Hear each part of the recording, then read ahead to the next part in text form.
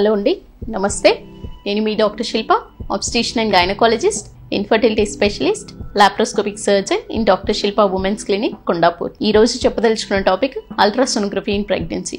ఏది సరైన time scan చేయడానికి ప్రెగ్నెన్సీ టైంలో? స్కాన్ అంటే ప్రెగ్నెన్సీ టైంలో సేఫ్ అయినా కాదా? చాలా మంది పేషెంట్స్ వస్తూనే, మా దగ్గరికి పేషెంట్ వచ్చేసరికి ప్రెగ్నెన్సీ నిలబడుతూనే చాలా తక్కువ మంది వస్తారు.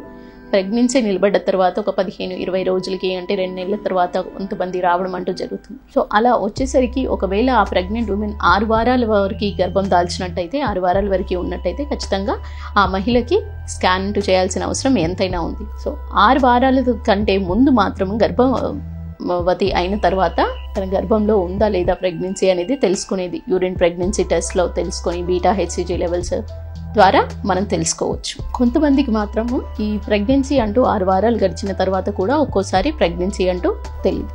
సో వీళ్ళకి వచ్చేసి సీరం బీటా హెచ్సిజీ అనే బ్లడ్ టెస్ట్ ఉంటుంది. దానితో ప్రెగ్నెన్సీ ఉందా లేదా రూల్ అవుట్ చేయడం జరుగుతుంది. సో దాన్ని బట్టి ప్రెగ్నెన్సీ అనేది లొకేషన్ ఎక్కడ ఉంది అనేది, ఏ టైంలో చేసుకోవాలి, ఎంత హార్మోన్ లెవెల్కి వచ్చిన తర్వాత చేసుకోవాలి అనేది క్లారిటీ వస్తుంది. ఎందుకంటే మొదట అల్ట్రాసోనోగ్రఫీ ప్రెగ్నెన్సీ ఉమెన్లో సేఫ్ అయినా, బిడ్డ ప్రమాదం ఏమి ఉండదా, ఇది కూడా చాలామంది అంటారు. ఎందుకు మేడం స్కాన్ చేస్తారు, బిడ్డకి మంచిది కాదు కదా, మా వాళ్ళు వద్దన్నారు, మా పెద్దవాళ్ళు వద్దన్నారు, ఇలాంటివి కొంతమంది క్వశ్చన్స్ వాళ్ళ మైండ్లో తిరుగుతూ ఉంటాయి. వాళ్ళకందరికీ నేను చెప్పదలుచుకుంది ఏంటంటే, ultrasonography is the safer technique అండి.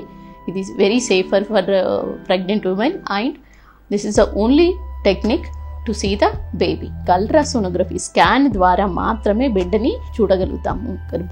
దాల్చిన తర్వాత ఆ గర్భం అనేది ఆ గర్భాశయం బయట ఉన్నట్టయితే ఎక్టోపిక్ ప్రెగ్నెన్సీ అంటారు. సో ఈ ఎక్టోపిక్ ప్రెగ్నెన్సీ గర్భాశయం బయట మాత్రం ప్రెగ్నెన్సీ డిటెక్ట్ చేసినట్లయితే వెంటనే దాన్ని టర్మినేషన్ కానీ, అంటే మెడిసిన్స్ ద్వారా కానీ, ఇంజెక్షన్స్ ద్వారా కానీ, లేదా సర్జికల్ టెక్నిక్ ద్వారా కానీ ఆ ఎక్టోపిక్ ప్రెగ్నెన్సీ అంటూ రూల్ అవుట్ చేయడం ఎంతైనా అవసరం ఉంది. సో ఈ లొకేషన్ కోసమే యాజ్ సూన్ యాజ్ పాసిబుల్, అంటే 6 వీక్స్, ఎప్పుడైతే 6 వారాల గర్భవతిగా ఉన్నప్పుడు గర్భం అనేది ఈ చోట ఉంది అనే లొకేషన్ తెలుసుకోవడం ఎంత ముఖ్యమైనదో, ఆ తర్వాత బిడ్డ హార్ట్ బీట్ ఫామ్ అయిందా లేదా అనేది తెలుసుకోవడం అంతే ముఖ్యమైనది. ఇది ఎర్లీ ప్రెగ్నెన్సీ స్కాన్స్ కింద వస్తుంది. ఎర్లీ ప్రెగ్నెన్సీ స్కాన్ అంటే 6 వారాల టైంలో ప్రెగ్నెన్సీ లొకేషన్తో పాటు బిడ్డ హార్ట్ బీట్ ఫామ్ అయిందా లేదా, ఎంత ప్రెగ్నెన్సీ హెల్తీగా ఉంది, బిడ్డ హైట్కి, బిడ్డ లెంత్కి సరిపడా, సిఆర్ఎల్ అంటారు, బిడ్డ లెంత్కి సరిపడా శాక్ అనేది, గర్భం అనేది సైజ్ ఉందా లేదా, ఈ రెండిటికి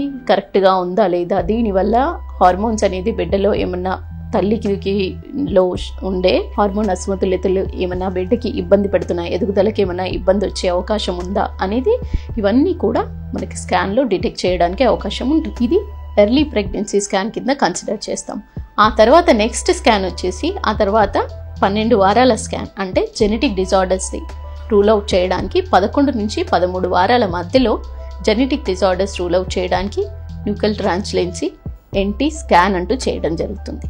ఈ ఎన్టీ స్కాన్ది కూడా చాలామంది ఎన్టీ స్కాన్ ఎందుకు చేయించాలి, నార్మల్ స్కాన్ మొన్నే చేయించాం కదా, మళ్ళీ చేయించాల్సిన అవసరం ఏముంది, చాలామంది అడుగుతారు. బట్ న్యూకల్ ట్రాన్స్లెన్సీ టెస్ట్ అంటే చాలా ముఖ్యమైనది. న్యూకల్ ట్రాన్స్లెన్సీ టెస్ట్ వచ్చే థిక్నెస్ ఆఫ్ ది ఎన్టీ మెషర్మెంట్తో వల్ల దానిలో జెనెటిక్ డిజార్డర్స్ బిడ్డకి ఏమైనా ఉన్నాయా చాలా మట్టికి రూల్ అవుట్ అవుతాయి. దాంతో పాటుగా బిడ్డకి యూట్రైన్ ఆర్టరీ డాప్లర్, అంటే ఆ గర్భానికి కరెక్ట్గా రక్త ప్రసరణ ఎలా ఉన్న దాన్ని బట్టి వాళ్ళకి ఇక ముందు బిడ్డ ఎదుగుదల ఎలా ఉండే అవకాశాలు ఉంటాయి, బిడ్డ ఎదుగుదలలో ఏమన్నా మార్పులు వచ్చే అవకాశం ఉందా, లేదా తల్లిలో హైపర్టెన్షన్ బీపీ డెవలప్ అయ్యే అవకాశాలు ఏమన్నా ఉన్నాయా అనేది అసెస్మెంట్ కూడా మనకి ఎన్టీ స్కాన్ టైంలోనే, అంటే 12 వారాల గర్భంలోనే తెలుస్తుంది.